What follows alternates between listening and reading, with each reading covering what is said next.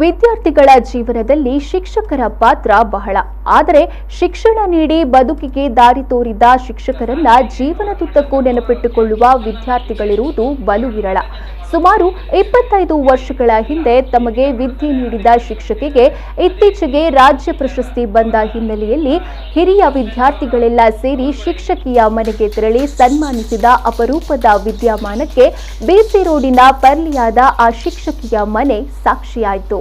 ಪುತ್ತೂರು ತಾಲೂಕಿನ ಇರ್ದಿ ಉಪ್ಪಳಿಗೆಯ ಸರ್ಕಾರಿ ಪ್ರೌಢಶಾಲೆಯಲ್ಲಿ ಹಿಂದಿ ಶಿಕ್ಷಕಿಯಾಗಿರುವ ಗೀತಾ ಕುಮಾರಿ ಎನ್ವಿ ಅವರಿಗೆ ಈ ಸಾಲಿನ ಹಿಂದಿ ಶಿಕ್ಷಕ ರತ್ನ ರಾಜ್ಯ ಪ್ರಶಸ್ತಿ ಲಭಿಸಿದೆ. ಅವರು ಈ ಹಿಂದೆ ಅಂದರೆ ಸುಮಾರು 25 ವರ್ಷಗಳ ಹಿಂದೆ ಬಂಟ್ವಾಳ ತಾಲೂಕಿನ ಮೊಡಂಕಾಪುವಿನಲ್ಲಿರುವ ದೀಪಿಕಾ ಪ್ರೌಢಶಾಲೆಯಲ್ಲಿ ಶಿಕ್ಷಕಿಯಾಗಿ ಸೇವೆ ಸಲ್ಲಿಸಿದ್ರು.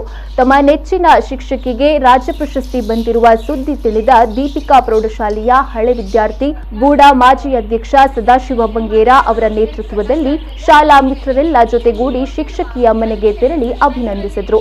ತನ್ನ ಹಳೆಯ ವಿದ್ಯಾರ್ಥಿಗಳನ್ನ ಕಂಡು ಸಂಭ್ರಮಿಸಿದ ಗೀತಾ ಟೀಚರ್ ವಿದ್ಯಾರ್ಥಿಗಳೊಂದಿಗೆ ಹಳೆಯ ನೆನಪುಗಳನ್ನ ಮೆಲುಕು ಹಾಕಿದ್ರು.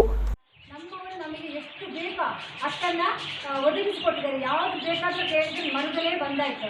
ಹಾಗೆಂದರೆ ಅದು ನನ್ನ ಸ್ಕೂಲು ಮಕ್ಕಳಿಗೆ ಕೂಡ ಕೊಡ್ತಾರೆ. ಯಾವುದು ಡ್ರೆಸ್ ಬೇಕಾ, ಏನು ಬೇಕು ನಿಮ್ಮ ಮಕ್ಕಳಿಗೆ, ಮೊಬೈಲ್ ಬೇಕಾ, ಅದೆಲ್ಲ ನಾವು ಒದಗಿಸ್ಕೊಳ್ಳಿಕ್ಕೆ ಹೆಲ್ಪ್ ಮಾಡಿದ್ದೇವರು. ಹಾಗೆ ನಮ್ಮ ಅತ್ತೆಯವರಂತೂ ಅವರನ್ನು ಎಷ್ಟು ಹೇಳಿ ನನ್ನ ಫ್ರೆಂಡ್ ಅವರು ಸತ್ಯ ಬೇಕಿದ್ರೆ ನಾನು ಅವಳು ಯಾವತ್ತು ಫ್ರೆಂಡ್ ಅಂತ ಹೇಳಿದೆ.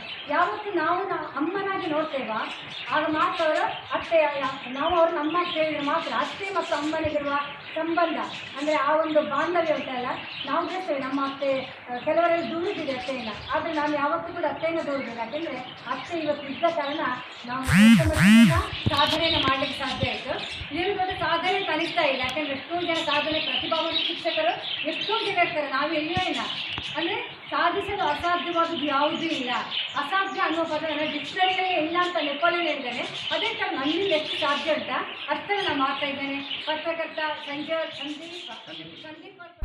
ಈ ಸಂದರ್ಭ ದೀಪಿಕಾ ಪ್ರೌಢಶಾಲೆಯ ಹಳೆ ವಿದ್ಯಾರ್ಥಿಗಳಾದ ಸದಾಶಿವ ಬಂಗೇರ, ಮನೋಜ್ ಕುಮಾರ್ ಕನಪಾಡಿ, ಸದಾನಂದ ಬಂಗೇರ, ಹರೀಶ್ ಸಾಲ್ಯಾನ್, ಕಿಶೋರ್ ಆಚಾರ್ಯ, ಗಣೇಶ್ ಕುಲಾಲ್ ಬೆದ್ರಗುಡ್ಡೆ, ಅನಿಲ್, ಸುನಿಲ್, ಶಿಕ್ಷಕಿಯ ಪತಿ ಸೂರ್ಯನಾರಾಯಣ ಪಿ ಹಾಗೂ ಮನೆ ಮಂದಿ ಇದ್ದರು.